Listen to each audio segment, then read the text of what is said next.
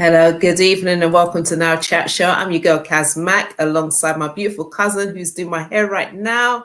Hi guys. And what's your name? My name's Mia.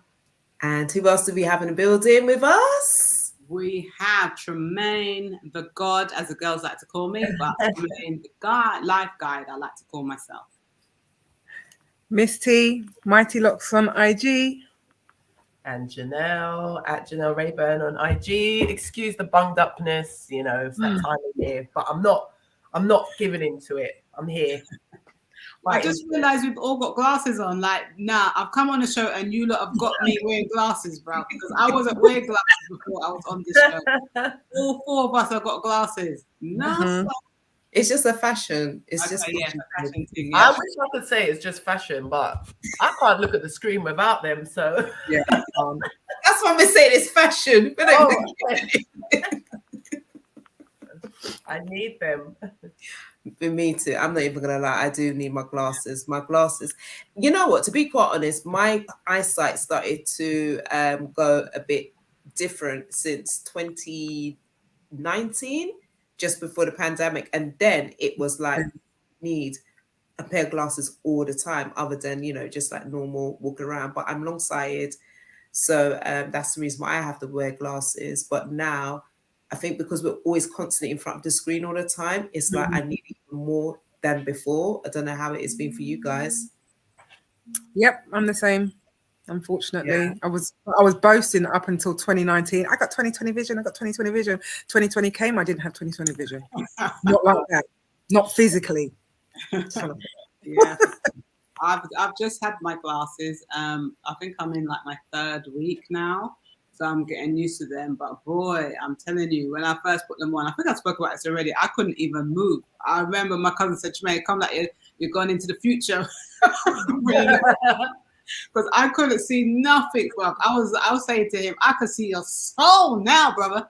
I didn't know I was that blind. So now, yeah, I realized I need these glasses. Okay, well, there we go. Well, first and foremost, I want to say good evening to everybody that is currently watching us right now. Welcome. If it's your first time to the channel, welcome on board. Make sure you have subscribed. Make sure you are sharing, because we are a platform to inspire. And if you are catching a replay, welcome as well. I hope you are having a fabulous day. So today we are just going to be touching base. We've so many different topics have been going on throughout the world, and obviously we cannot touch on everything. So we've selected a few topics. But before we get started, I just wanted to find out from the ladies how you all doing. Is there any events that you want to talk about, or anything that we need to let our viewers and those who are catching a replay fill them in with? No, not any events that I'm aware of. So yeah, no. But week was good, working, and just getting in, and still trying to prepare to launch my channel and stuff. So putting all the stuff together, doing some editing, and just seeing how I want things to look. So yeah, this week has been kind of quiet but productive, and grateful, and I have a lot of gratitude for life and my future right now. Amazing. And what's the name of your channel? It's Tremaine the Life Guide. So okay, yes. So is that active now, or are you going to be launching it in? Yeah, I'm going to be launching it anytime now. So probably next week I'll definitely give a date of when I'm going to launch it. I wanted to launch it for December, but I'm not 100% sure, so that's why I don't want to say that yet. So it will be in the next few weeks. I'll definitely give a date, but this early year, I'll be up and running, and every week I'll have new content for everyone. Amazing. Okay, Exciting. cool. This is going to be exciting. And obviously, guys, we are in one of those episodes as well. So do keep an eye out. We do have Rudy Page, who is with us. He's going to come on. He's going to share some information about an upcoming event, which is called the Windrush Anchor Festival. So do welcome Rudy Page to the platform. Hey, Rudy, how are you? Hey. Good evening. Good evening, all. All is well, thanks. Excellent. Okay, so you're going to be telling us about an upcoming event that's going to be taking place. I believe it's in Brent. Is that correct? Yeah, it's in Harlesden High Street. It's the Windrush Anchor Festival. It's part of an ongoing series, so it takes place this Saturday, 12 p.m. through to 5 p.m. Windrush Hall, 25 High Street, Harlesden, NW10. And in terms of a landmark, Windrush Hall is right behind Harlesden Methodist Church. So, what is the nature of the actual event itself? What's going to be happening? Why should Right. people? So this event, like most of the Windrush events to deal with the celebration side, it's about our three key themes are hope, strength, and belonging. And it features culture, hair, health, fashion, music, and information on community well-being. We'll be live streaming it as well, connecting it to Jamaica, Canada, and the other parts of the diaspora. And so it should be good fun, informative, and we'll be around the town centre, got activities from young people, mahogany carnival, costumes. We'll be focusing on the businesses as well that are in the town centre that kind of serve the Caribbean community as well. So it should be fun, and it's part of a range of activities in the borough. Next Tuesday, many people may not know, but there's a place called the Wise Project, Ulrich Avenue in Harlesden, and they have what's called a reminiscence room. It's called the Wise Project. So those of us of a certain age who grew up in the 60s and 70s will remember the paraffin lamp, three birds on the wall, the gram, and they've got all that in this reminiscence room. So that will be open for the next few days with the main reception launch on the 29th of November, 2 p.m. So that will be good. Brings back good memories as well. Okay, and so how can those who are watching now and those catching the replay, how can they connect with you? Right. So if they go to makingconnectionswork.com, www.makingconnectionswork.com. So the live stream will be on the website as well. Will also be on my YouTube channel, Rudy Page, MCW channel on YouTube, and it can be picked up there.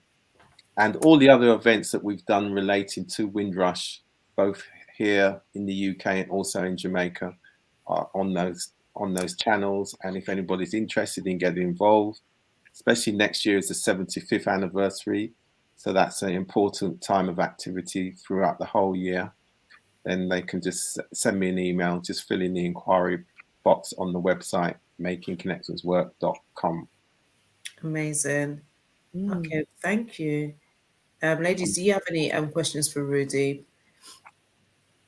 So, No, just to say, Rudy, you and I have worked together over the years, and just to commend you on your continued efforts with stuff in the community. It's all good. So I didn't know there was a Windrush house in Harlesden. I grew up in Brent. Didn't know that. Yeah, so in fact, new. Yeah, you would know it as Tavistock Hall. Yeah, now I know it. Right, so Tavistock Hall. I knew it was there. Yeah, so it's got a blue plaque because that's where the Cimarrons played many moons ago.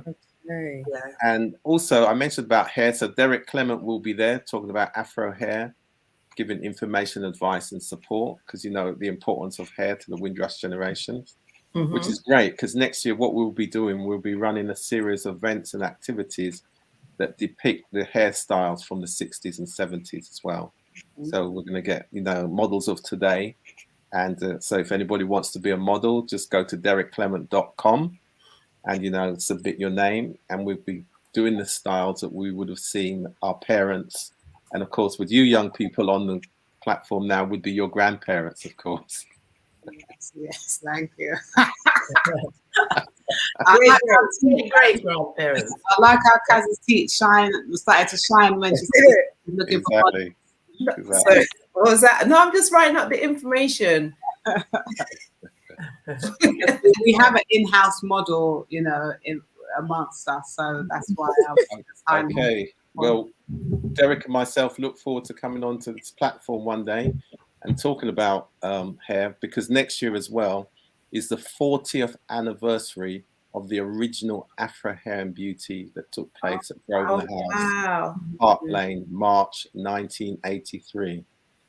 Wow. So again, there's a year of activities from March celebrating that fact. You know, Dyke and Dryden, all the salons, all of the hairdressers, all of the models, all of the young people of that generation. There's still a few of us around who, you know, it was a significant landmark in terms of communities, economic, culture, you name it, it covers everything. So that's a significant landmark next year.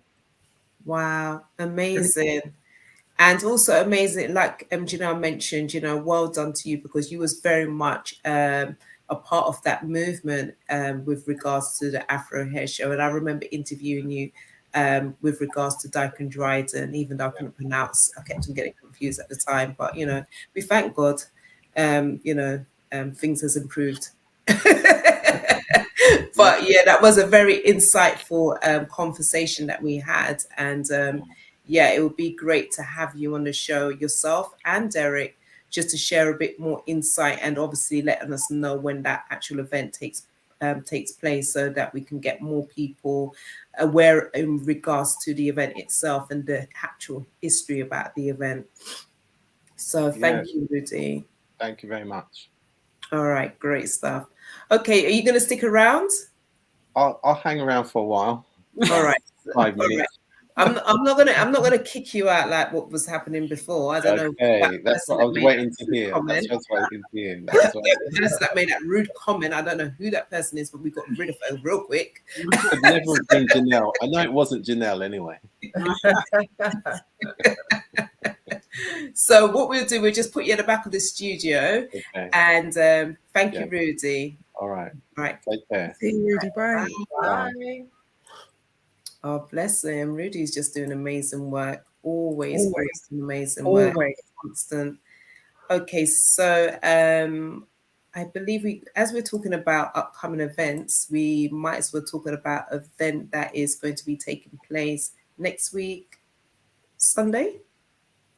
Yes, next week Sunday, isn't it, Janelle? Yeah. Yeah. Okay. Sunday the 3rd of December. Oops. Right. The 4th of December. Okay. Sorry, just 4th. Yeah, getting my date. December. Yeah. So if you ain't got your tickets, this is what you need to get your free tickets for. Oh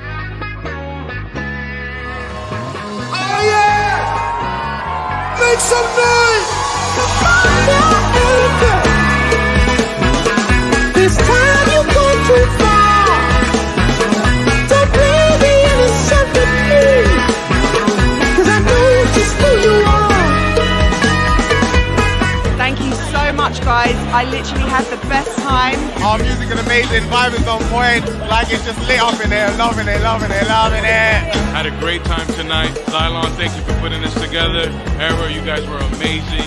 Thank you so much, keeping us hot. It's an amazing event. The Soul Royalty Winter Festival. Everyone from the public just dancing, just jamming to the best music. I'm here next year for Christmas. Fresh new talent in the UK. I'm there. Thank you.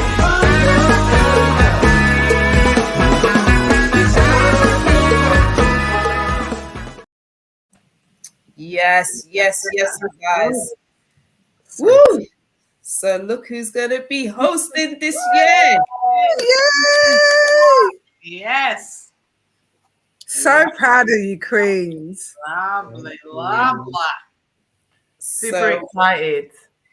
I'm excited. Do you want to give them a download, of what to expect and everything? I'm going to share the link so everyone can get their free tickets. You can actually buy your free tickets now. They say no. I actually missed the video, but I've seen the video, of course, but I missed it now in the show because my computer froze. Anyway, I know. I can still tell you guys what to expect. So Xylon is an amazing guy, also from Harlesden, coincidentally. He used to be the backing singer for Amy Winehouse, and was with her right throughout her career, and developed a really strong bond, friendship with her, both professionally and personally. They were great friends. And Xylon's just a really great guy. He is a very talented artist. And for the past, I think this is the sixth time but not necessarily the 6th year because obviously we had the pandemic. But this is the 6th edition of his Soul Royalty Festival, whereby he showcases upcoming talent, upcoming artists for a really good cause. So it's raising money for homelessness, to combat homelessness, in conjunction with a charity called the Connections at St. Martin's. There's going to be plenty of exciting acts and people to see. You're going to have the full Amy Winehouse band as well. And of course, there's going to be a performance from the main man himself, Zalon. So it's not to be missed. Tickets are free, no excuse. It's in Devonshire Square on the 4th of December. Starts at 4:30. It's going to be jam-packed. You're going to have DJs, music, competitions, giveaways, food, mulled wine, something for everybody because it's a family event as well. So if you're looking for something to do that's fun and just really good energy and warm vibes. I mean, Kaz, you and I went a few years ago, right? I think it was like 2018 or 2019 we went. Yeah. And that was my first time going. I believe that was your first time as well. Yeah. And it was phenomenal. I was like, what is this? Because I think I literally met you after I finished work. It was like a Saturday evening. And I was so gassed. I mean, the live performance, everything, the engagement, everything was just on point. Wasn't there even a surprise proposal as well? Yeah, somebody proposed to their good lady at the event. It was just really nice vibes, good energy, good vibes, good music. And yeah, it's just a really nice time. So I would encourage everybody to get yourself down there. It's free, like we said, and it's for a really, really good cause. Yes, and make sure if you can, because obviously the event is free as well. So if you can, please just come walk with a look or something. Just bless up the people, you know, especially for those who are in need. You know, there's so many people that is living, sleeping rough, and what Connections Homeless is doing out there is amazing. And even for them to even work alongside with Zalon to create this event. So let's support them, because whilst you're at home and tucking yourself into your turkey or your chicken or your curry goat or your oxtail or whatever, somebody else is in need. And it's just little things, you know, that will be requested, like things like a toothbrush or a pair of socks, you know. So just come and just be a blessing onto somebody else. Do you know what I mean? So please come with a giving heart and also receive the music, the vibration. And myself and Janelle, we're going to just smash it up there. So you guys are just going to be properly entertained. And I think I get entertainment on our chat show. Wait until next week Sunday. Good surprise. And big up to the Queen Iola who is watching. She says, I got my ticket, looking forward to it. Yes. So guys, make sure you do get your ticket, and I will also share the link in the description. So if those who are watching the replay, don't worry, we got you. You can get your free ticket as well, providing there's still free tickets available. Yes, no, that definitely looks like an event that everybody needs to go to or experience at one point in time, because it looks real. Listen, from watching the video, I was getting the vibes, and I ain't even there or haven't been before. So something definitely that I think that people would have a great experience at. Are you coming, Mia? Sorry about that. I feel like I would like to come. It looks like a really nice experience to have, especially being a young person, like experiencing just positive vibes all the time. Seems like a really nice experience to have. Great. So Mia is going to get her free tickets, and she's going to come with a crew of her people, because Mia is also an athlete, and she is also studying to become a politician as well. So she has regular meeting with Dawn Butler, who is the MP of Brent. And when they say young people are not doing their things, mate, this one, I'm lucky I'm getting my hair done by her, yeah? I'm just saying, because she's got a busy schedule. As you can see, the multi-talent runs in the family. So let's get started. Okay, so what's going on? What's going on there? What's the hot topics? So where are we gonna go first? I think Frozen. I thought, let's do this one. Okay, so who is this? What is it? Who is it? Yeah, let's talk about it. This is Charlene White. We had the pleasure of meeting her recently. She's amazing, beautiful queen.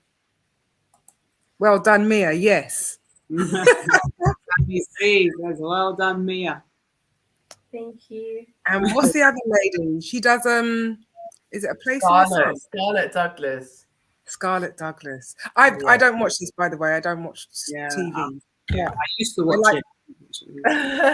So I mean, I'm a Celebrity, Get Me Out of Here, isn't it? Which even if you don't watch it, you have to be under a rock if you don't know what's going. If you haven't heard that it's actually been going on, and there's quite a few different characters that have been gone into the jungle. Actually, I'm a Celebrity, Get Me Out of Here, even though it's kind of like mindless TV. It's that kind of light entertainment. Not really. It's not really like edifying to your brain or anything like that. But if you just want some light entertainment, you might tune in and watch it. But it's been going for 20 odd years now, I believe. 20 years already. Yeah. Really? Wow. Yeah, crazy. I believe about 21 or 22 years. I have not been. I'm not a crazy fan of it, but because I know both Charlene and Scarlett, I'm like, I have to watch it. And of course, because there were 3 black people in it, I was just drawn into watching it. So. They have gotten to the stage now, and it was great to watch. What was beautiful was that we saw our culture being brought again onto mainstream TV. I mean, both Charlene and Scarlett were phenomenal, but Scarlett just brought that real Jamaican energy. You know, she's British born but Jamaican. She brought that to the jungle. She taught Matt Hancock. This will go down in history. She taught Matt Hancock, who was our former health secretary, to do the electric slides, to do the candy dance. To do the candy dance, no word of a lie. Wow, She also then went on to teach camp to do the willy bounce. Huh? Come on. She, in my view, she has legendary status just for that. What? Yes. So who did she teach to do the willy bounce? The whole camp. What? Yeah. Boy George, who's in there? Boy George, Matt Hancock, Baba Tunde, who is a comedian. You got Mike Tyndall, who's married to Zara Phillips, the Queen's granddaughter's husband. Who else is in there? Hold on, these people are all inside the celebrity jungle. They're all in the jungle. These people. Yeah. What's in it for them? I just need to understand. Like money. So do they get money? Do they keep or do they give it to charity? Why would they give it? I mean, some might give it to charity, but no, it's not that kind of a show. They're doing a job. It's like an endorsement or a sponsorship or a and it's an experience, isn't it? Because some people want to go into the wilderness or in the jungle and get close to nature or just do something they would never do. So I think a lot of people, especially in the beginning when it started, a lot of people went for that. Like, can you go without eating certain things? And some people probably went for weight loss because you're just eating rice and beans and some foolishness, and then the games that they play. So some people, I think, do it for the experience of going to Australia and being in a jungle. Just like some people want to go to the Amazon. Yeah. I think that is a similar thing for some people. Yeah. But they're getting paid to do it. You don't get money at the end if they win. But do they get paid to do it? No, they got to get paid. They get paid to appear. It's like people. If you go on Strictly, you get paid. If you go on, they do get paid. Even if some chat shows, depending on how big the celebrity is, they're going to pay to bring them on. This is how they make their living. I guess this is their job. I mean, listen, mate. If I'm going all the way to the jungle, to live with big ass spiders and snakes, and out in the elements. And nyamming maggots, then you're paying me for that. Yeah, for sure. Oh. You got to pay me. Bush Tucker trials. They make you eat some. Is it like eyeballs and all that kind of stuff? Listen. The latest one. So, what's his name? Mike Tyndall, who is Zara Phillips' husband. He's a very cool guy, by the way. That's the other thing, actually. Sorry, I divert a little bit, but it's beautiful seeing these characters develop and seeing the authenticity of some people versus some, just seeing these characters come through. It's lovely to see. Anyway, so he had to drink blended, I think, cow's vagina. So who's the animal may not be right, but the body, the body part is. so then chop up the coal's vagina and then give it to somebody to no. Hold on a second. Welcome to Jamaica, because don't we have cowcock soup? We do. We eat every part of the animal, to be perfectly There honest. you go. So, I think that most Jamaicans, that's why we don't go on there, because we would bust it up. I mean, you know what it is? It's people facing their fears, I think, which is the most important thing. So that, like, the initial trial, they had to stand at a massive height and then walk a plank and then be like up a skyscraper. So it's facing your fears, whether it be heights, whether it be critters, whether it be anything like that, and just pushing yourself, your boundaries in yourself. And that's like you said, Tremaine, that's really the experience that a lot of people are going for. They're trying to push themselves beyond their usual limitations and see how far they can go. I mean, listen, when hungry bites, you're right. People do anything, you know what I mean? So. And also people go on there because they want to try and boost their careers as well. So when some people are like, they're not very popular, sometimes people go on there to try and boost their careers. Because look at Andre.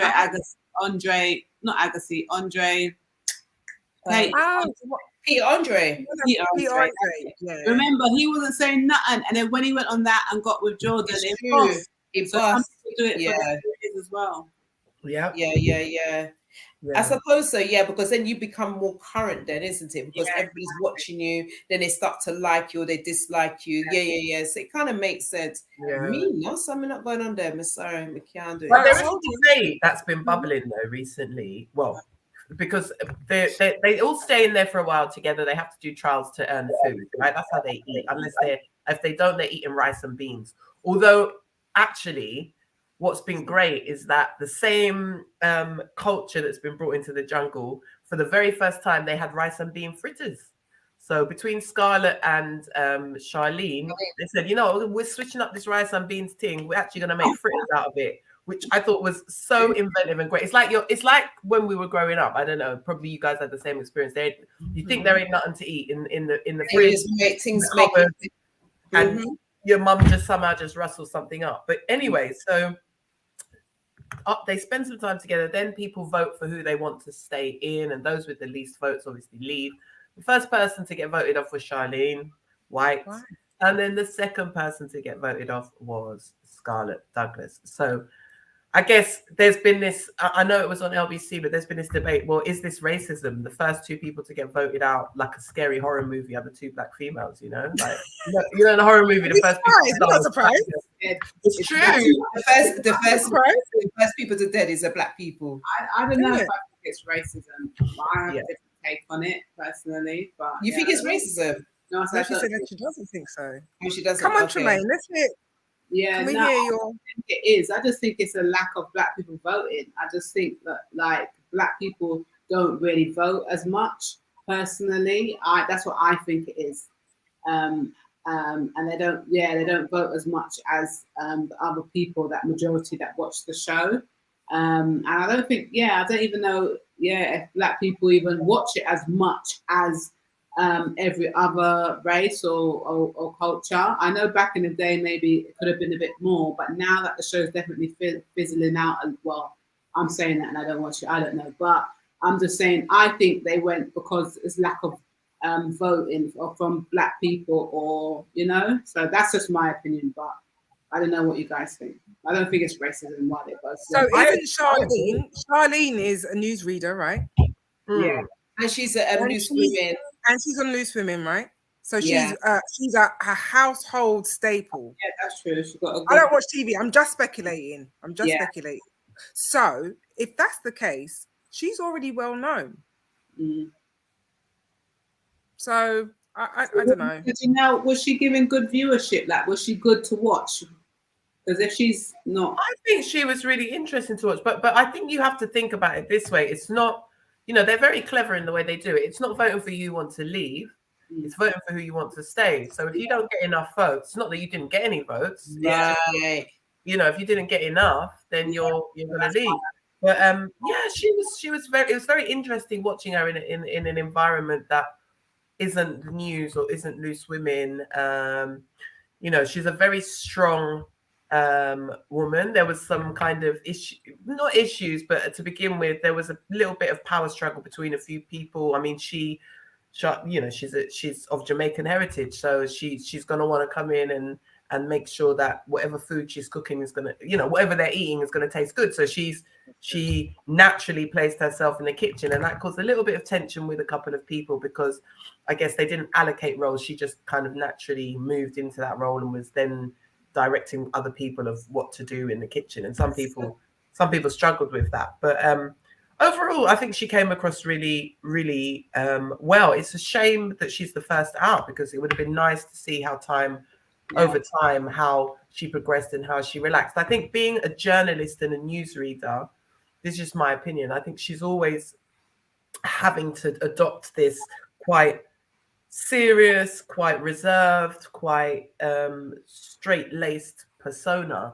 And what I would have really liked to see is a lot of that journalism newsreader kind of what I believe is almost like a little bit of a constraint there. I would like to see that all of that fall away completely and just real Charlene just laid bare. And I think she was getting there, but I don't think she quite made it there. But yeah, I don't think it's racist either, Tremaine. I'm the same. I think if you just put it factually, first of all, like yourselves, I don't really watch TV, right? I have been watching this. I've stopped watching it now that Charlene and Scarlett have gone, but I don't really watch TV. That's the first thing. And I don't know if that Black people generally watch programs like that or watch them with avid interest. Then you've got to think about the demographic of the UK. We are just like, I don't even know what percentage we are, but we're a small percentage of all of the UK. So if you've got the whole of the UK watching it, people tend to vote for. I don't think it's people deliberately say, I'm not voting for that person because they're Black. Yeah. They more just will vote for who they gravitate towards. And people tend to gravitate towards others that they identify with. Yeah. And it's not a conscious thing, it's a subconscious thing. So I just think that, you know, they've just gravitated towards who, you know, Boy George, there might be massive Boy George fans or whatever. True. And then Tremaine, you're right. Black people now pick up their phone to vote. Well, this is it. I mean, if Sammy C says not enough minorities placing votes, so it's backing up what you both saying, really. Yeah. And I think that maybe to Miss T's point, that because she is on the news and she is on Loose Women, people probably think she's got votes, so maybe they've not voted for her because they might think that she's got votes because she, as you said, Miss T, she's popular or she's in the public all the time. So that happens as well sometimes when people just think, oh, everyone's going to vote for them or they got votes, let's vote for the people that probably won't get voted for. That can happen as well with that show. Yeah. But look, to be fair, even if every single Black person up and down the UK voted, it's still not going to touch the we're a minority. We have to face facts. Like we may feel like there's a lot more of us in London, which there are, but when you think about the whole UK, we're a minority. So I think there has been a little bit of a campaign to say vote for Scarlett, and then Scarlett was the second one out. And honestly, Scarlett was a joy to watch. She was an absolute joy to watch. She was so positive, so upbeat, you know, such fun, and just brought her natural British Jamaican self to the party in the jungle, and just was constantly encouraging other people. For example, with Matt Hancock, because that was really controversial. You know, you got a sitting MP who didn't do too well from a public perception or a perspective in the pandemic crisis. Ended up losing his job as the health secretary. Ended up having an affair. You know, breaking some rules, whatever, right?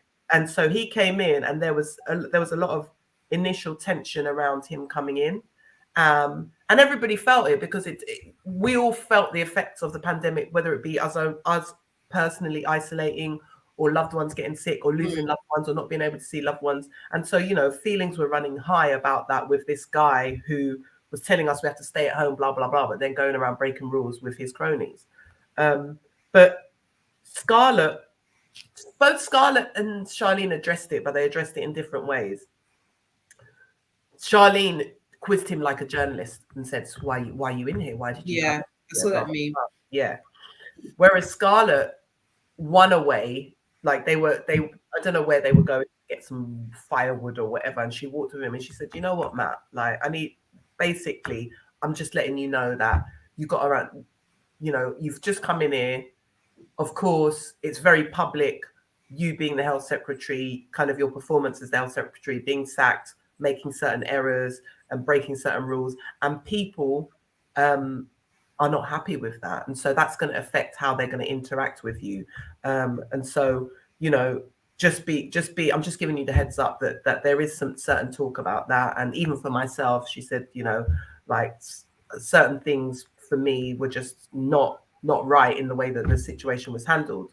But she also said, look, we're all here together, and I'm going to deal with you as you are in here in this enclosed environment, not with any of the outside factors. I'm just going to take you as you are in here, and hopefully everybody else will do that. Word to that effect anyway. And he was really touched by that. And he said, I really appreciate you talking to me and telling me that. And, thank you for having that conversation with me. So I guess everybody else was chatting about it. But she was direct. And I just really rated and respected. Yeah.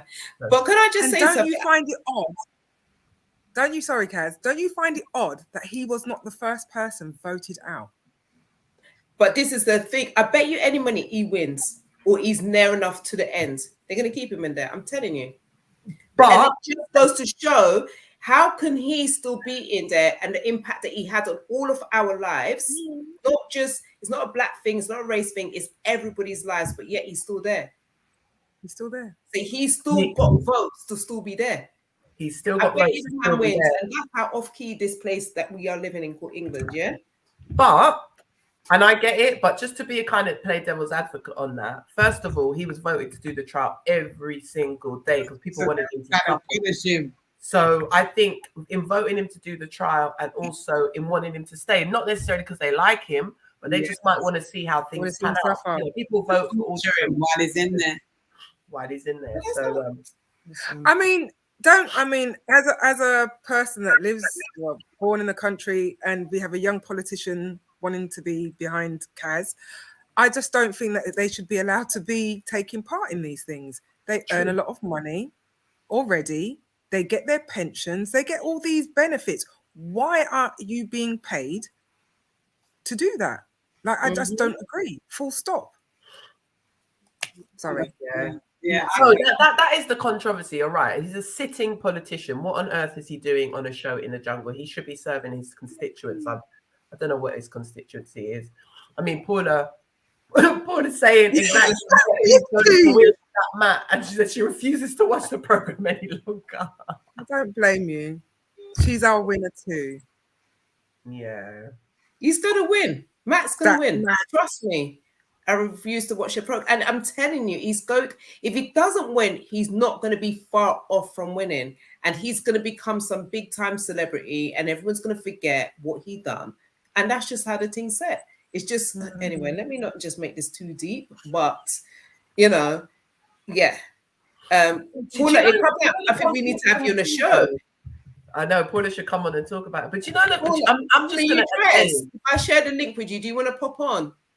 Say yes or say no. Would she say no? Yes. I can't see. But she's saying Matt is going to win. Vex. Next time. Next time. So she's not ready.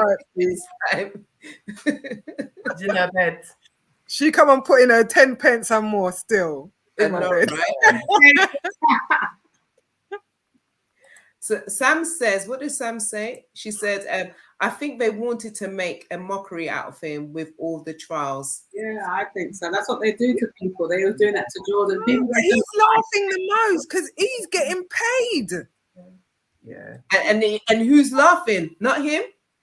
But the same way I do, I look at he's doing a little thing with his side chick. Hey, everybody I don't think you'll win. Oh, Kaz, you touched on a really interesting point that I have to mention this. So again, I guess the thing I took from it is just about people being so authentic, and it's beautiful to see when people just come up and be their authentic self. So Babatunde now, he calls him man like Matt. He's like, man like Matt. So they were having a chat. And he's like, yo, man like Matt, I can't believe you grabbed that booty, you know, like you got caught grabbing that booty, you know. But when you think about it, the whole thing was like a reality show from Trump to Matt, like everything was a reality show. But we was in it.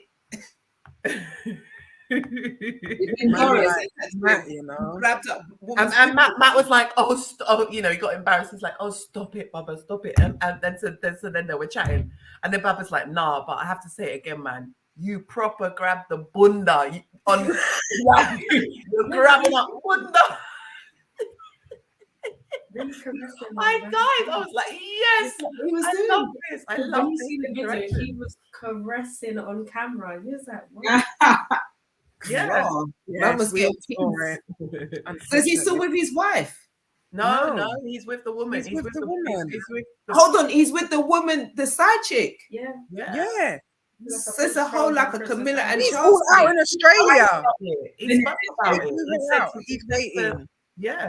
So what they're really portraying to us is if you're a side chick, there is hope for you.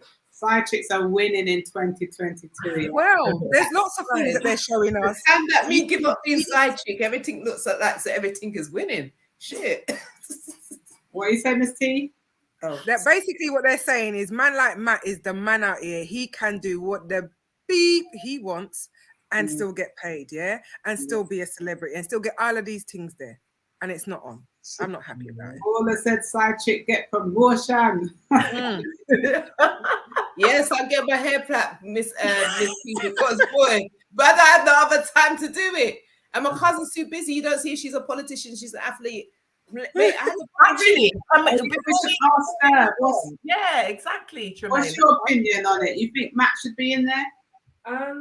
Already, I think that the policy with MPs being able to have two jobs at the same time isn't fair because they can get paid by the government as well as having a side job.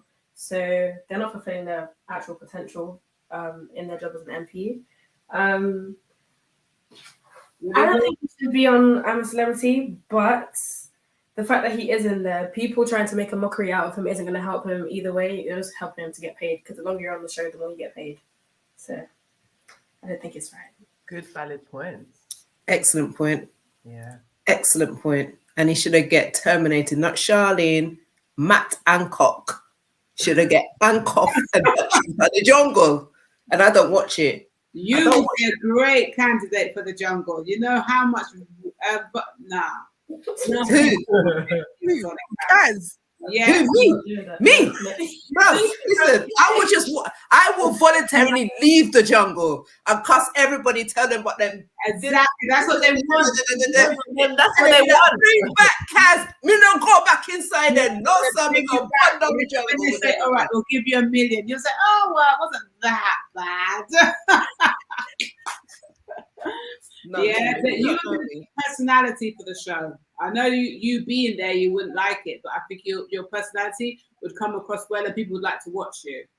Babe, you know when they say like two personality, it just be you just wouldn't know who you're waking up that day, and I don't think it would be fair. That's what they want. That's what would make the TV show. That's what they love. Because that's hard work on me. Because I don't even know who I'm gonna wake up to be that day. Do you get what I'm saying? Like I ain't trying to be there, and I don't even know if I'm gonna be vexed, if I want to stab somebody. I don't know. Do you get what I'm saying? Can you imagine if I get nicked being in the jungle? Right move. Oh, sorry, you guys gonna have to continue. I forgot to check the cake because I got cake. Oh boy! Would you ladies go in there? Would Miss T and Tremaine? Would you do it? I always used to say no because of the trials, but I know someone that went in and they didn't have to do any trials, so maybe I'd be that lucky. But yeah, I'd love to just be close to nature and just push myself and challenge myself to do something, be out of my comfort zone, because I don't like Spider-Man, I don't like stick and snake, I don't like insects and stuff. And I eat in nothing, so that means that we ain't gonna eat and everyone ain't gonna like me. So yeah, but I would like to do it just to push myself to do something that I wouldn't really want to do or like to do. I hear you. Janelle, I would love it. I'm competitive. Yeah. And I'd want to win. I'd want my team, I just want to win. I want to do everything. boot people out the way. Ah, yeah, that's me. I'll go first. Scarlet, now, how many stars we bringing back? 4 now. You be that one.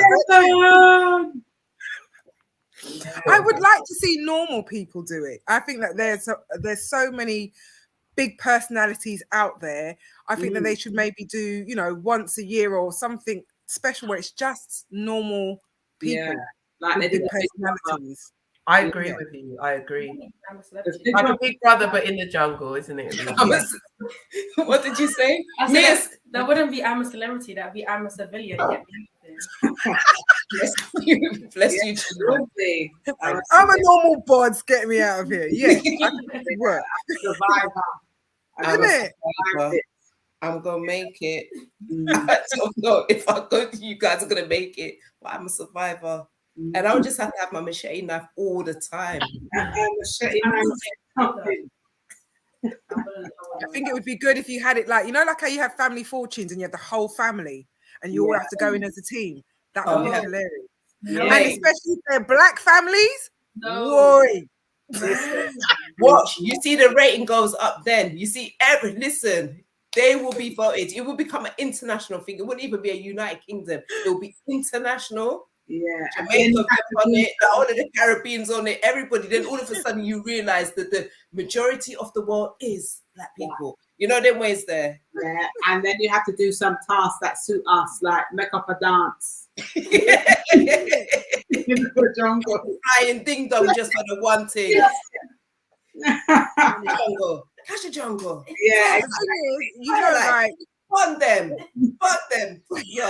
All the eyeballs and all those kinds of tasks, people would end up enjoying them because we can make anything. Yeah, we're so when they be like, here's eyeballs. Eyeballs done sauteed, onions and everything and herbs and spices. Listen, it's really nice. We already nyam fish eye, yeah? Let's just already. We've done there already, so it's done. We've already won. The Jamaican family won straight. You know that ways they're like, show done. You just watch it for entertainment. Said put Lee Jasper and Eddie Nestor in there. Oh my God! Can you imagine? That would be funny. That would be jokes. Why don't they do things like that? Yeah, they should do like one where they've got different, like a Cockney family, Jamaican family, African family, Irish family, Asian family. Yeah, I mean, Middle East. That would be. I think we're onto something, ladies. I think you better mind because they're gonna come for our ideas. Trust. Copyright. Exactly. Copyright. Well, at least this is March on the 23rd of November. So in case you do see that, remember where you heard about it first. So when we are suing them, it's documented. Okay, so moving on to the next topic now. So what are we talking about next? So my time now. Hold on, but I thought you were talking about Kanye West as well. Okay. And that you as well, Janelle. Yeah, but I think we can come to that a bit. I think there's other stuff we can touch on some other stuff before. So that conversation's been going for a little while now. That whole Kanye and Kyrie. It's a bit, So World Cup. Okay, so yes, I am going to be one of the lads and bring the World Cup news to the show.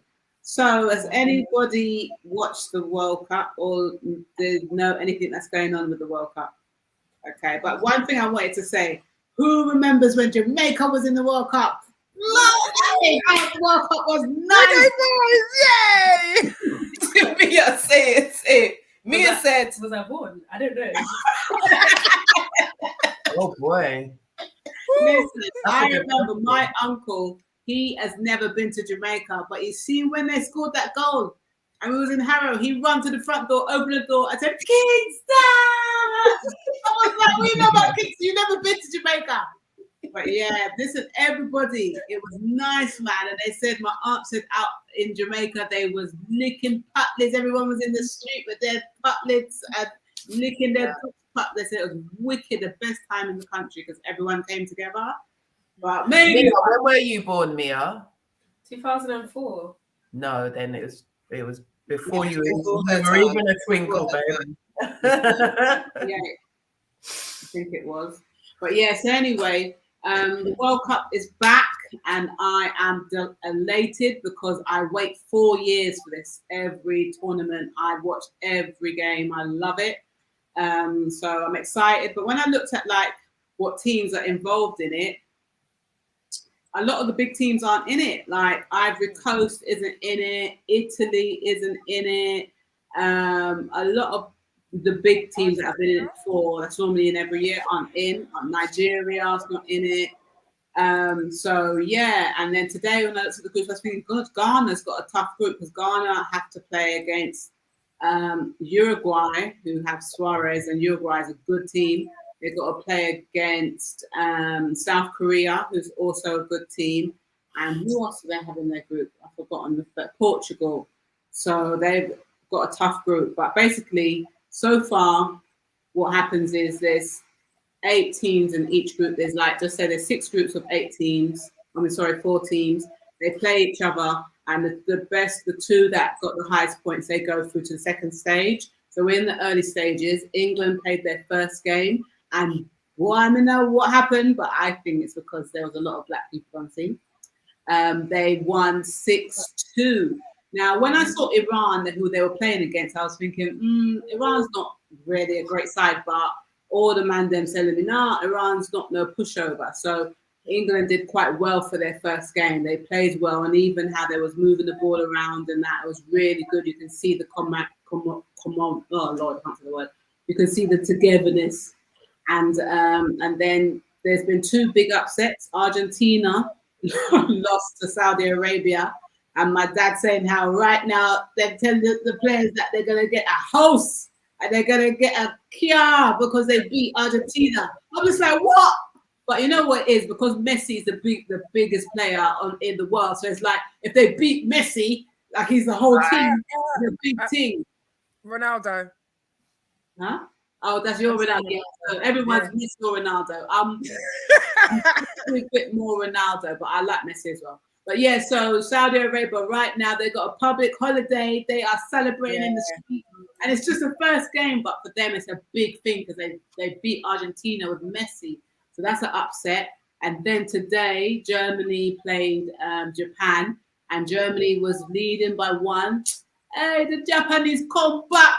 Mash them up. On them. Everyone's like, what? Japan beat Germany. Yeah. Japan is a good side as well, but that was a big shocker as well. So no, but historically, Germany's been carrying it for a long time as well, innit? So like, I like all the upset. I love it. Yeah. I like when it doesn't go to the way everybody wants it. I like the fact that they can't have beer.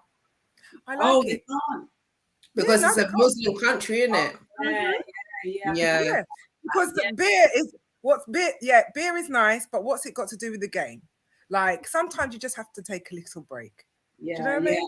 Especially, 90 minutes, isn't it? Chill out. Go and behave yourself. Go and watch your team, support your teams, and behave on yourself. Yeah. Sympathy. And then I did watch the game. I watched a couple. Well, I was kind of lying down and the TV was on for the game because it was a Japan game. Sorry, trying to get over whatever this little ailment is that's trying to bug me. But anyway, so the Japan-Germany game, and I was like, yo, Japan are sick. They're actually a sick team. Like, and the irony is, a few of their players are in the Bundesliga, which is like the Premier League in Germany. So the irony is that they've got a couple of Japanese players in the Bundesliga, and then they come and mash up Germany in the World Cup. I was like, I love this. And that little, what was the player's name? Amaro, I don't know. There was one little dynamo on the pitch, like. He's like a whippet, mate. Yeah. So fun.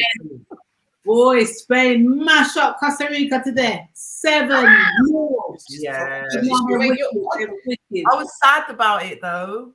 Me too. I was sad. And then Canada also got mashed up. Kaz don't watch football. Football, mate. Do you know what team I support? Myself, yeah. I ain't got no time to be watching no football. I don't give a shit about no World Cup. I'm sorry, I just don't. But anyway, passing that. Paula asks, do you guys think players and fans should be respectful about the gay laws over there? That's the yes. 100%. Yeah. When you go in people's house, you follow the rules. Yeah. That's right. You go in the country, abide by their rules, have some respect. If we don't maybe agree with maybe some of the things or how they go about it, but if that's their rules and you're in that country, then go. You have to abide by that. Abide by the rules. What is it? When in Rome, do as the Romans. Being in agreement. Correct. But I also think that the England, UK, they've got a terrible reputation for, because we're English British, we can go anywhere and do whatever we like. No, it's not. I think it's on. colonization time, isn't it? I think we've been doing it a bit too long over the years. Yeah. Too out of hand. It's embarrassing sometimes how they go on. It's very embarrassing. The hooligans, So, but also for me, and this is something that is not just for Qatar or the World Cup or whatever, but just generally, I've got no issue with whoever wants to have their sexual preference. I embrace everybody in the world. But what has that got to do with sport? Exactly. That's what I couldn't understand. Why is it all an issue? It's like trying to bring politics into sport. What's politics got to do with sport? Sport is kind of like music, and it should be a neutral entity whereby there could be wars and etc. Look, even with Iran, Iran's track record on kind of how they treat women and stuff. Iran's still in the tournament now. That people might debate whether Iran should be in the tournament or not. But I guess what I'm trying to say is, sport should be its own entity whereby people come together and put other isms, what their differences, differences aside, but also other isms and schisms aside. It shouldn't be. Why are you bringing the kind of LGBTQ agenda into an arena like sport?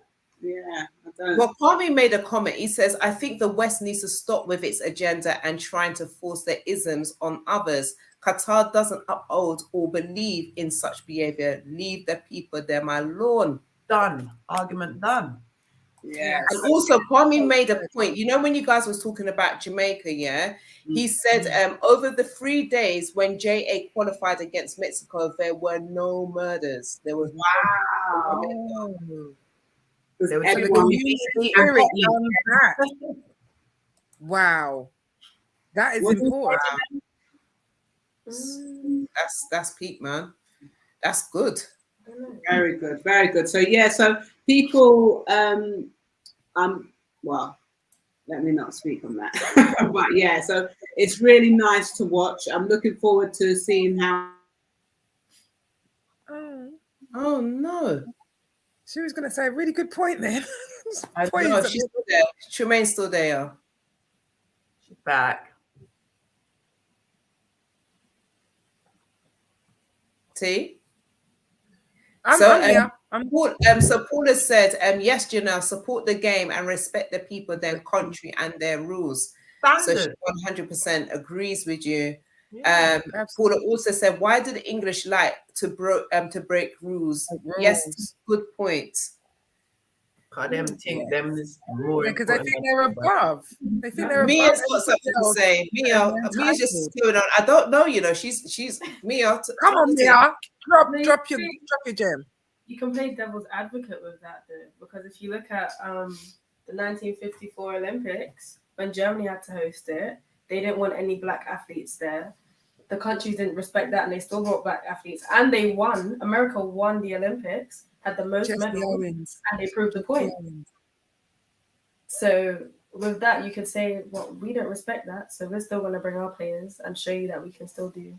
I understand what you're saying, but in terms of color and sexuality, and I feel like they're trying to mush the two together, because I've been told that that they're having the same kind of fight as we are in terms of civil rights. Sorry, no.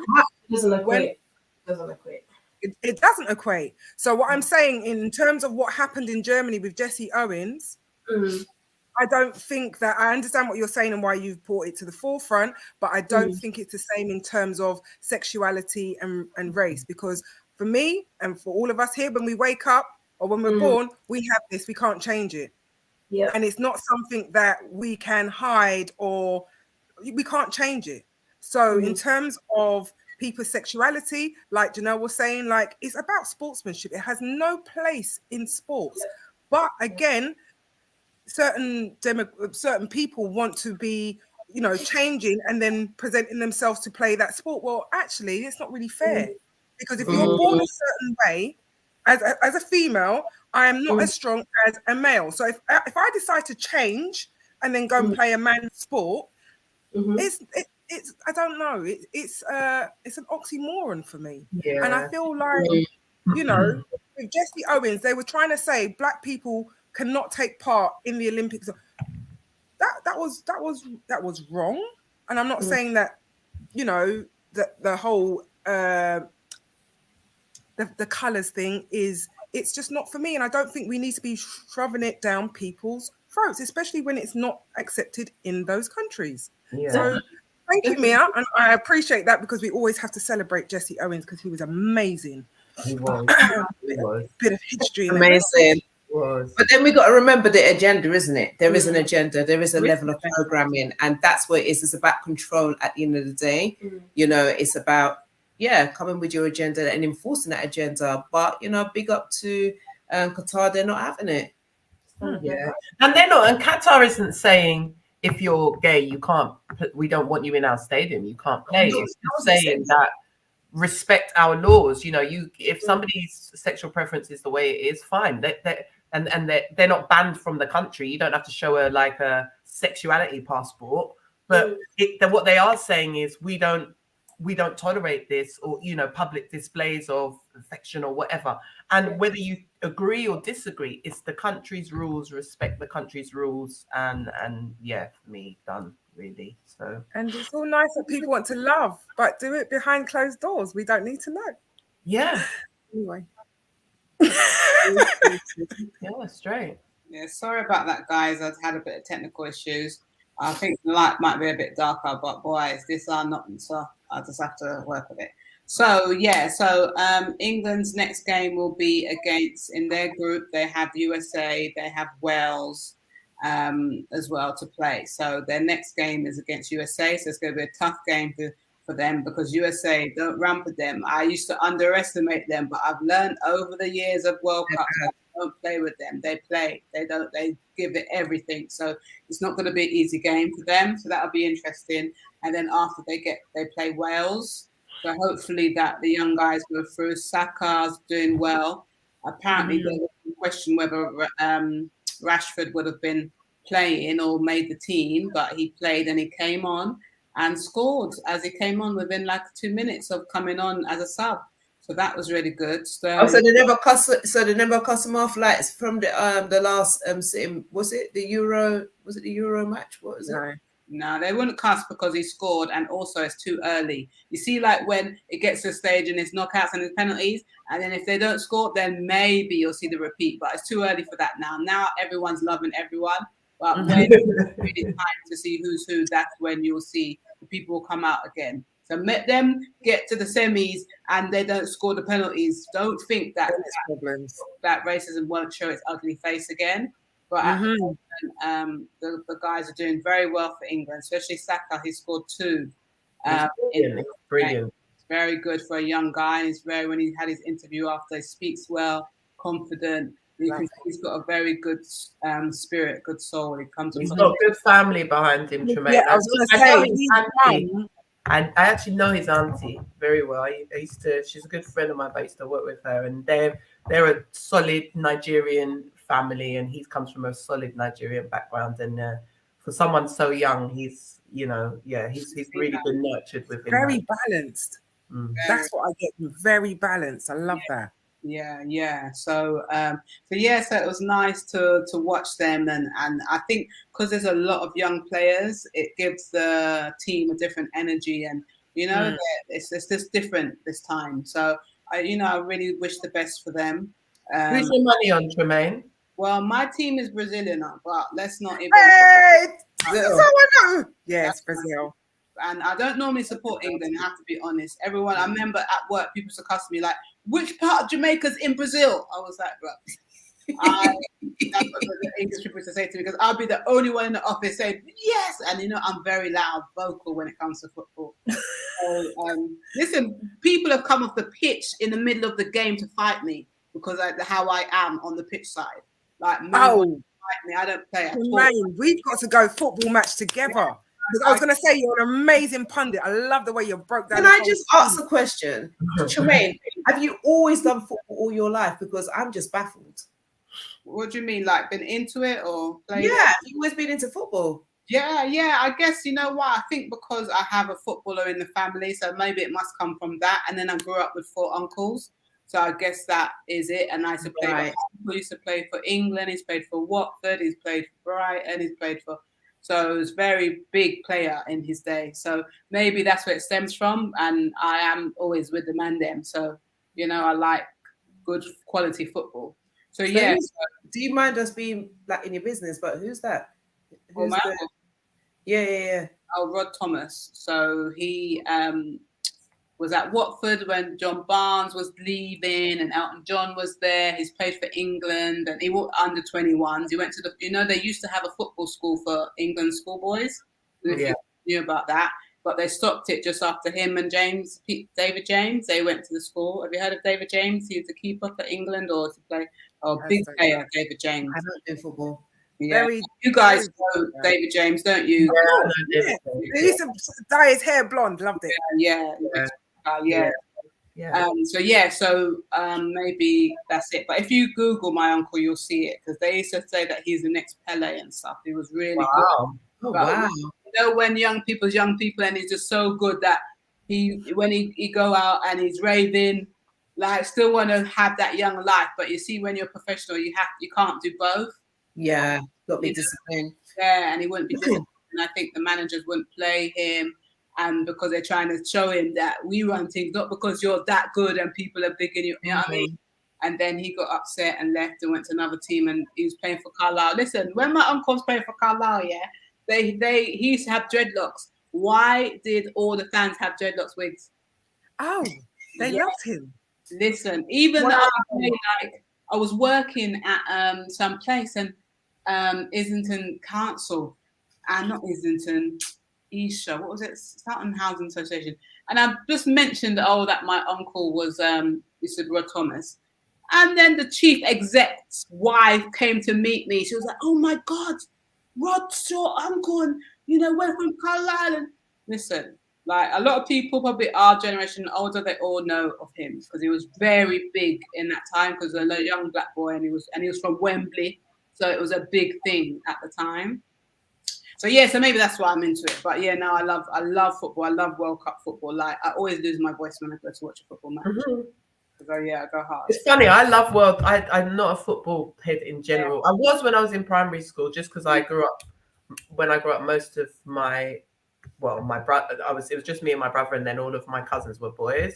Yeah. And I used to support Liverpool them times there. Yeah. But then as I grew older, I kind of football faded away.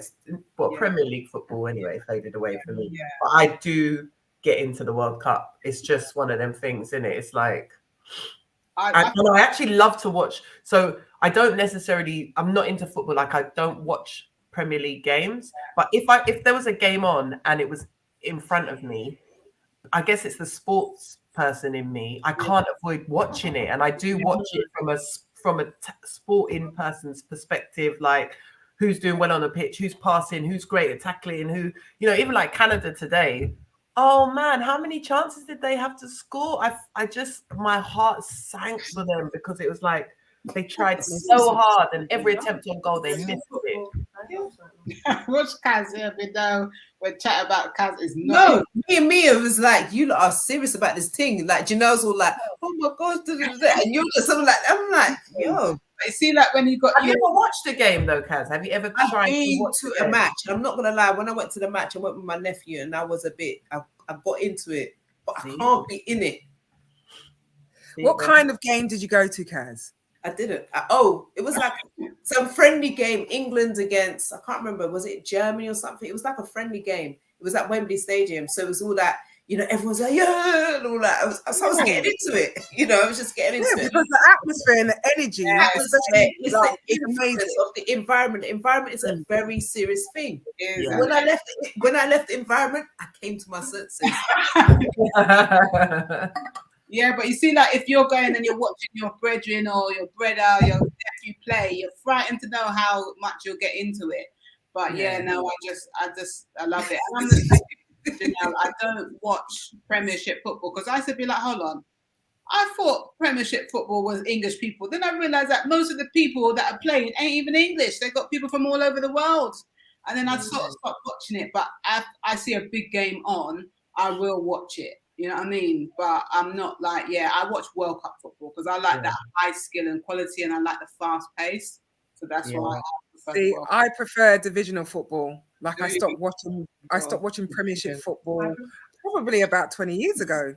Oh wow! And I had at the time a lot of friends who were footballers, and for me, like I just couldn't take the whole thing of when you're potentially fouled that you're gonna fling yourself down and you earn too much money. Get up. It's tactics. So I get too frustrated with that. Like come on, it's a man's game, and it Listen, you need to watch it, especially sometimes when the African teams are playing. You go because you see, like sometimes somebody dropped, like someone might foul an African player. And one time I was watching a game, it was so funny. One player got fouled. I don't know if it was Ghana or something, and the man got his like his two fingers like that, and poked it in the man's eye, it was so funny. People are funny enough. They pick up poles and want to fight on the pitch. Listen, you get joked. Don't think it's just all football. You get bare jokes. The dances that they do when they score. Yeah, this stuff. It's funny. It's funny. But the Africans bend me up today. We spent a lot of time on football, ladies. Considering the Tunkit. Yeah. All right. Sorry. All right. So moving on swiftly. I mean, there's people's making some comments. Paula says, yes, Googling him now. He was a great footballer in his time. So she's talking about your uncle. Yeah. Kwame says something about laugh out loud. Tremaine really knows about football or something like that. He said. Paula said Canada today. So she's obviously siding with you, Janelle. 22 shots. What's 22 shots? They had 22 shots. Canada. They had 22 attempts on goal. 22 attempts on goal. Wow. Kamani Erbert said, touch, fist signs, respect. Yes. And and what was this? Your uncle was that was for your uncle was a don. He's putting his fist up. I'm telling you, they put it very big at his time, very big. Yeah, a lot of people, all colours, white, black, purple, yellow. I was famous at school when I used to go Wembley Stadium to watch him play. They said, "Oh, can we get your autograph?" And then every time at school, my friends, oh God, when he used to play for Watford, it was annoying. But yeah, he was very good as well. He was a good player. So you became famous because of who your uncle was. That's the one, man. Yeah. Well, not that far, like famous, but you see, like if I'm at school or if I'm on the road and people know he's my uncle, then people would be like, "Oh, you know your uncle." But that's as far as it went. It wasn't that Oh, okay, all right, okay. Yeah. Okay, this has been an interesting conversation about football. I'm loving it. I think it's great. I mean, Mia and us was kind of like having our own. Yeah, but I could hear you. Over there talking about gym. Yeah, Mia is an athlete, so she said, "I personally would." What did you say, Mia? I personally would prefer to sit down and watch athletics because there's more. I'm with you, Mia. Yeah, I actually probably prefer athletics to football, but I like my World Cup. I've watched football before. I think I just can't watch it for the whole time. That's a long. What's your discipline, Mia? My discipline. Yeah, which bit of athletics do you do? Do you sprint? I do the sprinting. I do 100, 200, and relay. Yeah. What's your time for 100? My time for 100 so far is 12:05. Wow, nice. Yeah, that's great. Yeah. Trying to get me to run. Are you with a team? Yeah, I am with Thames Valley Harriers at the moment. Wow, that's a good team. I used to be with Shaftesbury Barnet Harriers for a hot minute. Croydon Harriers. They are a really good team. Yeah, so we all Kaz. I know Kaz was like a pocket rocket. He was fast, innit, when he was younger. Who, me? Yeah, you were fast. I don't know about all of that. But, I don't know about all of that. I just know that I like to go to the gym. I was fast. I used to do a lot of running. I used to do relay 100. And I used to do long distance as well. Oh Yeah, I no, used to that do was long not my distance. thing. Hated long distance. I hated it too, but you know, because I was only two black people in the school, so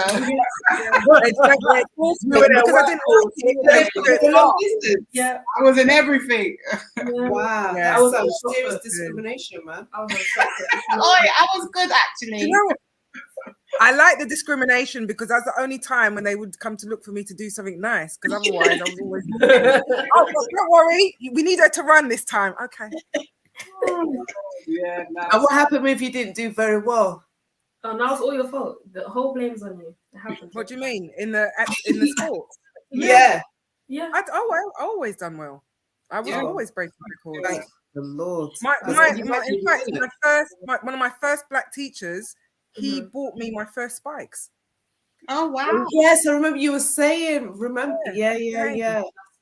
That's nice, So, man. What's that I look teacher's forward name? to it. Mr. Haynes. Mr. Haynes. Yeah, I can't remember. I don't know his first name, but Mr. Haynes. Legend. So, what's Kobe Stewart saying? Kobe Stewart says, "Ladies, you are amazing. Talked about the beautiful game at great length and with so much finesse." Yes. What did he say? Bonesses. Oh, thank you. And okay, Mr. Herbert says, "True talk, Kobe." Okay. Oh yeah. Well, obviously, I'm just gonna give you guys get the props because I was just listening and I was just impressed. I was just like, raw. I didn't even have to have the man's there. Every emotions that you will get in the game was here. I think they should actually sign you up to do the commentary and everything. You guys would do amazing. Seriously. I will do it because I'm gonna be honest. Like Costa Rica, like what was you there for? Because you wasn't there to play football. Like 6. Oh wow. 6-2, bro. You were just standing on the pitch. Like what was you?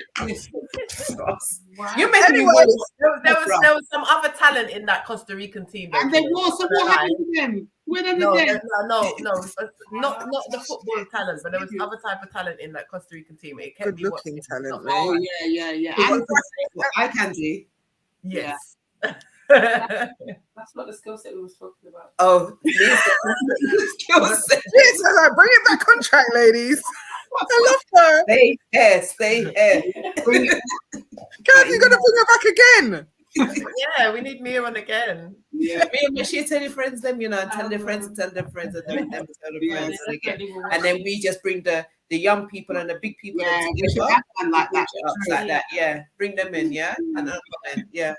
Next month, yeah. All right. Yeah. So I'll be looking forward to my Brazil playing and stuff. So yeah, I got some flags for the car I'm driving.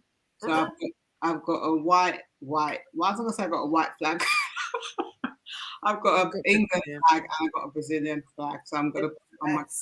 When she said she got flags to go on the car. It's not like you got Jamaican flag. She got flags to go on the car. Yeah, but there's no Jamaica in there, so I can put my Brazilian. And then, no, I'm not saying that, but I'm just giving an illustration of the flag, the Jamaica, but you're gonna put that with the Brazilian on your car. Yeah. Brazilian, so it'll blow in the wind. in Portuguese, you're gonna get I'll wait 40 years for World Cup in that, so I have to enjoy it. I just hope it's going to be good this year because I don't know. But I think it might be because we've had some upsets and some interesting games already in the knockout stages. So I think it's going to be a good one. Anyway, maybe by the end, Kaz, we'll have you down the pub with us. Oi, oi. Watching the game, yeah, watching the final. All right. So what's the next topic now? Yeah. Have you finished or you got more to add? No, nothing more. You definitely made move on. So who do you think is actually going to win then? I don't know. Yeah. So you think it's going to be Brazil? Listen, anyway, I think Japan have a good chance, you know. Yeah. I have a feeling it's going to be an outsider. I think somebody's going to come from around the outside and just take it from right under everybody's noses with unexpectedly. That's what I think is going to happen. So what do you think is going to be Japan? I think Japan has a good chance. I don't know. It's too early to say because I still need to see other teams play. But I think Japan has a good chance. Can I just ask one question? But why is the World Cup taking part in at wintertime? I don't understand, because normally isn't that like a summer game? Yeah, but it's the country that's hosting it. It's too hot. It's because it's Qatar that this is now their cooler Right. time. They wouldn't have been able to have it in the summertime. It would have been too hot to play. I was actually supposed to be working on the World Cup, to be fair. Is it? Yeah. Hold on. So if you was working, so we could have got a bring in and we could have come. Dave, You I'd was love to Is say it yes, now but you want to be chatting about the World Cup? no, not for that reason. I just yeah, you know, no, just- I was supposed to be working there. Do you know, man? I know, but look. I give thanks because I would have been there for 2 years, but I turned it down. Yes. Yeah, I remember now. I turned it down. So, but at I'm least I glad can that sit. you turned it down to be with us. Exactly. Me I too. have no regrets. It's been an amazing 2 years, and I've done so many other different things. And I give thanks for that amazing opportunity. And it would have been great, but yeah, sometimes you've got to make tough decisions, and that was one of them. So It's real talk. I'm sure something better came along, right, sis? yeah. Well, Yeah. better. I mean, it was a great option, but just an option that made more sense to me at where I was at in my life at that point in time, and other things happened since. So, if I was in Qatar, I wouldn't have been able to benefit from all of those opportunities that happened. In the past couple That's of what I years. was meaning. Yeah, that makes sense. That makes sense. And then we probably wouldn't even have the opportunity for next week's event at Zanon because you would have been in Qatar. When you would have done it on your own, baby girl, or you would have got one of these beautiful ladies to do it with you. Well, remember, you're the manifesto. So, guys, those who are watching, I went to Zanon's event first time with Janelle, and Janelle said, Kaz, we're going to be up there. We're going to be hosting. You know, sometimes you walk with people. Sometimes they say, if you walk with certain people, make sure you walk with people who has big visions and everything. I didn't have that vision, Janelle did. And then I'm in that vision. I don't understand, but I've got to go with the plan, yeah? But Janelle is the queen of manifestation. I'm just saying. Thanks, Kaz. I mean, I'm on my manifesting journey, visionary journey, and so me just have to just be careful what you manifest when I'm near you, because it might be so big that I might have a bloody heart attack. You know them ways there? Do you get what I'm saying? Only good elements to be manifested. That's it. Only good elements. That's what I'm saying. I'm not saying anything negative from that. I'm just saying, like, it's just so big, like, geez, let me catch my breath. It's just a bit too much. I mean, you know, so I give thanks. Because yeah, we need. All right, so next topic, because we've only got Ross. We've only got like 7 minutes remaining, you know. God, sorry, people. Wow. Okay. Yeah, so I wanted to touch on this. Some of you guys would have seen this news that was floating about, and Tremaine did say to me, Kaz, did you put that down as fake news? But it is fake news, because this article was shown on The Voice. It was shown on the Shade Borough. Basically, we had the grandparent, the mother of Leanne. It's a young lady. So basically, this young lady took her life 3 years ago, and she also took her daughter's life. And the reason why she took her daughter's life wasn't because she was behind bills, wasn't because she was owing money, it's because she was dealing with some mental health challenges.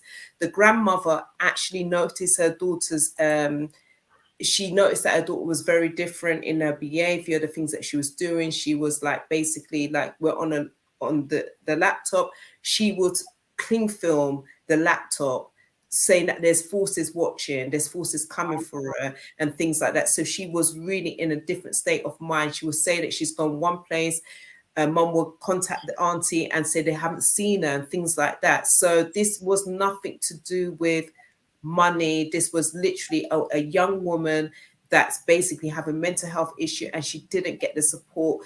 The mother informed the police. She informed the hospital, social services. She even got in contact with the little girl's dad, you know, to say, look, take your daughter, because she's not, you know, my daughter's not in her right state of mind. And that support was very, very minimal, which then led to the daughter taking not just her life, taking her daughter's life, a baby's life, who was 3 at the time. So this news that is being presented due to the inquest from the police saying that how it was due to cost of living. I was absolutely disgusted to see that. I messaged you as well, Janelle, didn't I, at the time when I received the news, because I received it from another friend of mine who also knows Leanne, and knew that she was not in her right state of mind, and knew it wasn't to do with money issues or anything of that nature. And just to see that how, you know, the press has actually made a story. There was a journalist involved who went around to the grandmothers and basically said, well, did she not have any financial? And she said, yeah, but that wasn't the reason to my daughter's death. And literally took that story and sold that story. And that's the story that's been presented out there. So I'm just saying that this just goes to show, in terms of media, how powerful media is, but you have to always ask the question, does that story make any sense? Is someone going to really take their life and take their child's life for just under £2,000? Do you know what I mean? People will sell what kind of stories, but the truth be told, that is not the case. And I just wanted to use this platform to, again, to say that story is a lie. Yeah, it's very sad, Kaz. You're right. I mean, we had her mum post her daughter's death. We had her on Now Chat Show and spoke to her, and it was a very moving episode. That was back in 2019, right? Yeah, back in 2019. And prior to that, we had a whole event called Now What is Mental Health, which was a live and interactive event where we had a panel discussing mental health issues.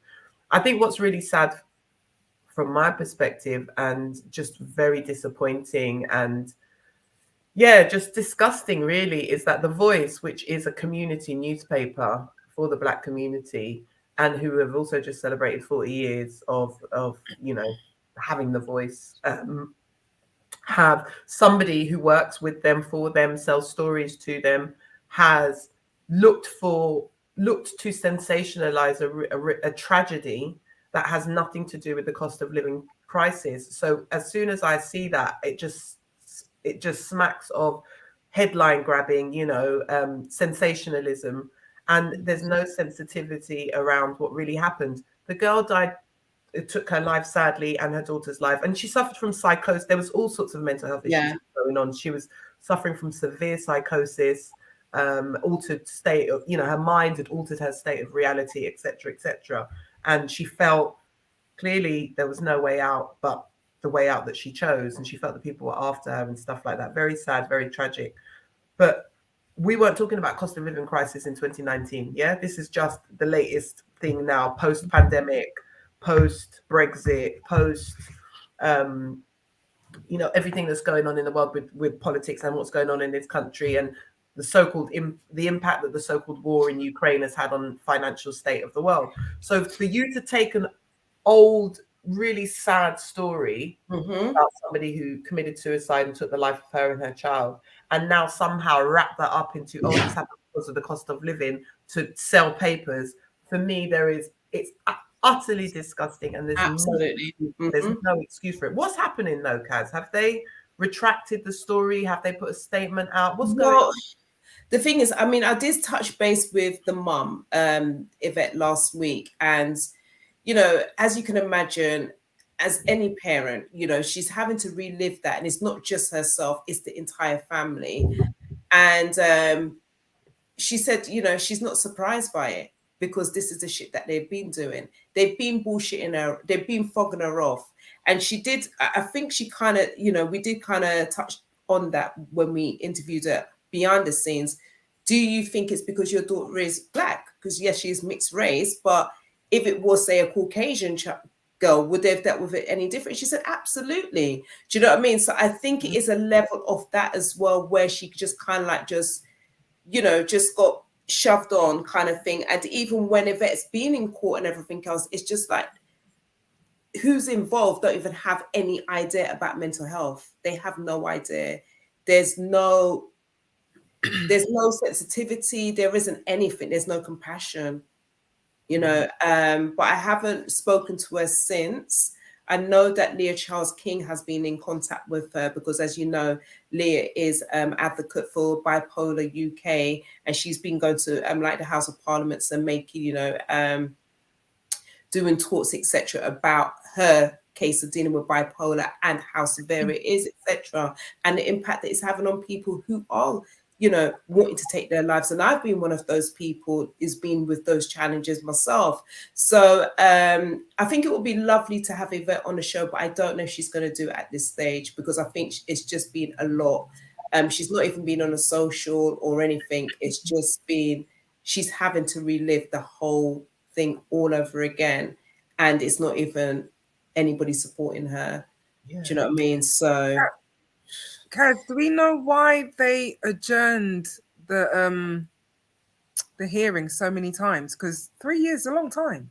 well, this is the thing. This is why we need to speak to Yvette, but it has kept on getting adjourned and kept on getting adjourned all the time. I think, to be quite honest, it's because they know they're at fault, but they're not going to take the ownership. That's what I personally believe, because it's not just the police that's been involved. It's been the hospital, it's been social services, it's been so many different agencies that's actually been involved. And nobody, you know, everybody failed at it. You know, there was evidence. She even filmed certain things, you know what I mean? She's got videos, etc., of her daughter doing things that are just out of character. And again, no support. And most importantly, like, I think when we was interviewing Yvette as well, I was like saying, but even if, say, we take away the mother out of it, yeah, but what about the child? This is not a child that's able to stand up for itself, or, you know, she was 3 at the time. She's a toddler. So why wasn't that child taken care of, knowing that the mother is not in a normal state of mind? That's the concern. But they're putting her down to be the murderer. Well, they tried, didn't they? They didn't succeed with that. They first of all tried to say that it was a suicide murder. But, you know, her mum was adamant that she wasn't accepting that, and I think that's, you know, why they went for the inquest, etc., etc. I think the important thing is, you know, that you mentioned, Kaz, is that the mum reached out to all of those agencies to try and help her daughter, and they all failed her. And she tried to get her daughter literally sections, because she's like, she is a danger, and they went and assessed her. And the thing about her daughter's mental health challenges is that even though she was going through a tremendous turmoil in her mind and all of this psychosis and everything else, when the agencies came to see her, she was able to put a front on. That's right. She's okay. And some people who have those challenges can do that. And they wouldn't accept what the mum was saying at face value, and some of the recordings and stuff that the daughter was sending. And then it ends up that, you know, she steps out in front of the train because clearly she couldn't see any other way out of it. But just with The Voice taking that story, that real tragedy, and using it for their own purposes to sell papers, to fit in with a narrative currently about the cost of living crisis, to sensationalize stuff, for me is just, it's unforgivable. And I'm more interested in wanting to know, it's cruel, and wanting to know what The Voice has anybody complained to The Voice, and if so, what are The Voice doing about it? I mean, we all know and have access to people who are at The Voice, you know, journalists who are at The Voice. So I would just personally like to know, I don't know if you do know or not, Kaz, but what is happening? I don't actually know. I just know that at the time, that night when I got that information, I did send them a direct message, and I did also put a comment. Do you know what I mean? I didn't email anybody, but I sent them a direct debit and said, this information is incorrect, it's a lie. I even sent them the YouTube clip for them to be able to listen to that conversation. And I said, I feel that you should get in contact with the mother of the deceased to get her side of the story. But they did know. Isn't that what happened? But no, this is from the police. No, I thought you said that the journalist went to see the mum. Yeah, the journalist, no, but it wasn't a journalist from The Voice. Remember, this story's been sold. So it's been sold to various different, various different newspapers. So it's an independent journalist. Yeah, it's a freelancer that sold the story. Well, who's the name of the freelance journalist? That's for things like this, we do need to complain. We do, Yeah. because it's just not acceptable. So as Black women, we have enough to deal with. We go to hospital, they don't believe us. Yeah, we get placed in these places where nobody cares about us. So I feel like I'm going to write to The Voice, because somebody has to be accountable, and somebody has to fight for this young woman. Even though she's not here, her baby's not here, this can't happen again. No. And so I pledge. I'm a great complainer when I'm ready. I will do my email of complaint to The Voice and tell them, no, it's not acceptable. You're supposed to be a newspaper that represents us. So do your research and represent us properly, or don't represent us at all. Precisely. That's what I'm saying. Yeah, I agree. I totally agree with you. Okay, so we've had that. I was going to share the clip from Yvette, but I just feel that I feel that we've, I just kind of like want to end the show on a positive note, because we was on such a high talking about the football and everything else that's going on, etc. Is there any other exciting news that's happening throughout the world? Exciting news. Exciting news? Yeah, I don't know. Just the World You're Cup. asking people. I don't watch the news, so yeah. Yeah, none of us do. You pretty much, you ladies, you inform my news process as well. I just want you to know that. Yeah, and is there any news? Not any shocking news. No. Any good news? Not really. Oh, Mia said there's no good news either. So not even a young people's world is good. But you know what? Mia got me watching this podcast. What's it called? DMD podcast. DMD podcast. Have you guys watched it? No. Has anybody watched it? Oh my gosh, it's so good. So you know that light-skinned guy who has a talks with his young kings. I love him, Aaron. Yeah. So this podcast, and they have these different conversations about dads and things like that. And I watched one of the episodes. Oh my god, it was so good. I was so close to watching another episode, but then I remembered I got this show to do. It is so good. Like so it was DMD. Yeah, it was so good. So basically, tell them the scenario, what happened. The first scenario that they had mentioned was a young man who was with the mother of his children. They had a very rocky relationship, and she owned the apartment that they were staying in, and she used to kick him out when they had fights. And 6 times. It happened 6 times, and on the 7th time it happened, he said he's not coming back. And he was away. He wasn't living with the kids for about 7 months. And she used to message him on a regular basis saying, how could you leave me to raise the kids by myself? Bear in mind, she kicked him up with black bags and everything, but carry on. So, I know this one. She went to Ghana, isn't it? No. He moved into his mom's house, and then finally he decided to change his job into a field that he had got his, I think it was his master's in. Yeah, he got his master, he graduated, he got a degree in.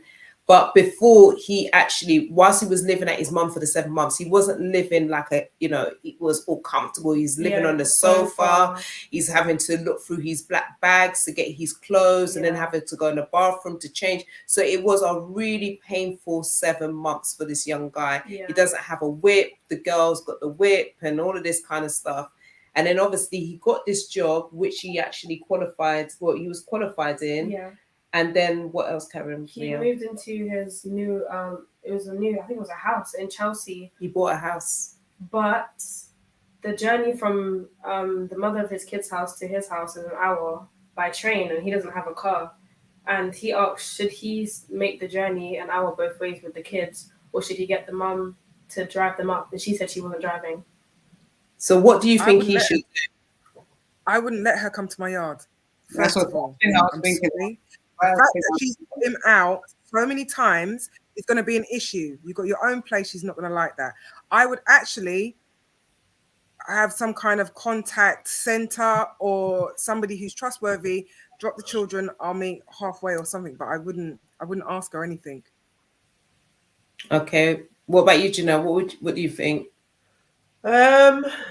It's a tricky one. How old are the kids first? They're not old enough to travel on their own, I guess. No, they're not old enough.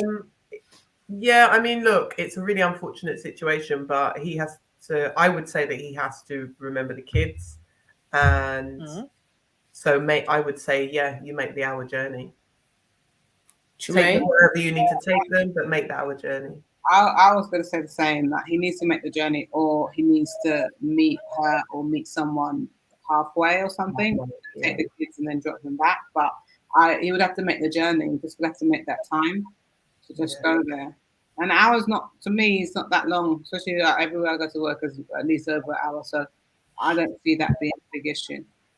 Yeah. So in the end, he ends up going there and back and forth. He does a 2-hour journey there and back. But then so what the mom was saying is, what was it that She how said that you made the should- choice to move so far. you made it, yeah, So and you go should and get have that the job. kids. So you should get the kids. And so she's like almost like blaming him for advancing himself. She's in her feelings, though, isn't she? Yeah, obviously she's in her feelings. Do you know what I mean? But at the end of the day, you can't kick out a man 6 times, cuss him out, tell him about come out of my yard, and go and pack up his thing in a black bag and expect him to just come. What do you want me to do, babe? Like, come on, bruv. Like, seriously, that's just wrong. Yeah, but you're frightened to know a lot of people are in that situation. That is a common thing. And that's what I think is so sad, that how, like, we will always keep on blaming the man's them. But there's women out there that is dealing with like daddy issues and things like that. And they need to go and get some kind of help. Do you understand what I'm saying? Because now what you're doing is you're having children and now they're going to be traumatized based upon the shit that you haven't dealt with. And that's not fair.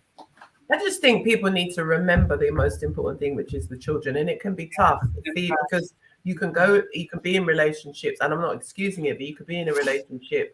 Things happen, you develop anger, resentment, bitterness, and that feeds into how you interact with the other parent. And it's not right, but it's human behavior. What I do think is that, for example, from the sounds of it, a woman like her is that she's trying to make it. She kicked him out, but wanted him to come back. He said, "Nah, you kicked me out one too many times. That's it. I'm not coming back again." Right? Fine. So their relationship broke down from that point. But it sounds like because she's now in her feelings because he's said, I ain't coming back, I'm not running back at you again, she's now making it difficult for him to see his children. And a lot of women can do that because they're in their own ego and their feelings, and it's not right. But I do believe that I've had this debate with some male friends about, would you make the journey? Should the woman drop? And they're like, no, if she doesn't want, then no. And I'm like, but do you not realize that you're operating from your ego? It's your ego and your pride that's saying, no, you wouldn't make that journey because the woman's making it difficult for you. Why can't she bring the pick me down or whatever? So I think the important thing for all of it, and that's what that guy in Raising Boys always puts at the forefront. He's like, what is important for the children? That's always at the center of every conversation he has. Always. Yeah. Standards. Paula Powell says the children is the priority for the support of his children. It's the mother who needs to have some understanding. She did not got no understanding, because if this woman is going to kick somebody out who you have made 2 children with, you don't have any kind of understanding or no, I won't say that, but she lacks understanding, and so how are you reasoning with a person like that? That in itself is very, very difficult, and I can understand his frustration. And there's a lot of women and men that don't put their children at the center of whatever it is that they're doing. Like, you both decided at some point that, you're going to do this. So now the manifestation of both your flesh combined is here. And yes, as mothers, we are supposed to be there for our children, but the fathers have to be there as well. And I think that a lot of mums do make it difficult, but also dads make it difficult. So I'm not going to be like, oh, women and oh, men. No, Either both sides We're make it equal. We difficult. are equal. We're equal. Yeah. So we need to remember and always bring the children back to the center. But unfortunately, like you're saying, there's people that have issues and they don't want to deal with their issues. And unfortunately, they pour out all their issues and it's the children that suffer. So I think that's a really sad and unfortunate situation. I hope that young man continues to put himself in a position where he's able to give his children. And unfortunately, you're going to have to travel. But the joy is that you get to spend time that you will never be able to get back with those children. And they will love you for it. That's all children want. They want your love, your time, your affection. They won't remember all the hoo-ha and the stuff that went with it. They will just know whether mummy or daddy was there or not. Yeah, that's true. But before we wrap up, because we have gone over time, during that 7-month period, he was having the kids. The kids couldn't sleep over because there wasn't room at the mum's house to have them, but he will always have his children anyway.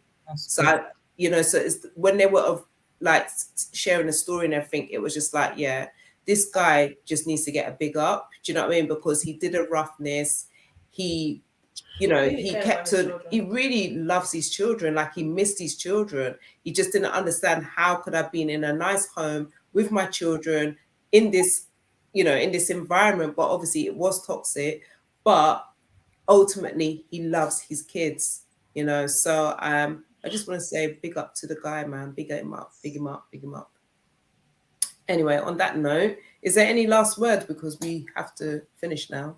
No. Great show. I enjoyed the conversations tonight. Enjoyed it. Yeah. Same. Yeah, sure.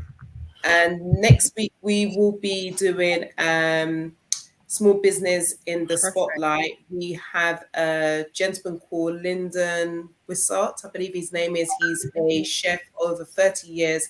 He had diabetes. I think it was like stage 2, but he managed to turn it around, and he's going to share the story, and he's got a book, etc. We've also got a young lady called Crystal White, and she does head wraps and she does makeup, etc. So she's going to be sharing her story and how you can actually purchase her head wraps, etc. from herself. So that would be next week. And also we want to big up DJ Elaine for being on our show last week. Yes. She talked about dating with intention. We were supposed to be talking about her life, but we just kind of like was staying on the side of the dating project that she started. And also talking about the importance of dating with intention. So when you are dating women or men, you should be dating at least 3 different people, not sleeping with them, but dating in terms of collecting information and just finding out whether or not they are in line with what you're about, etc. So so do check out that episode if you haven't caught up with it. By all means, do catch the replay from last week, and we've got many other episodes that will inspire you this evening. So if it's your first time to the channel, please ensure that you do subscribe to the channel. Please ensure that you do share, because sharing is caring. And until next time, until next time. Okay. And see you later. Bye. Bye. Love you all. Bye.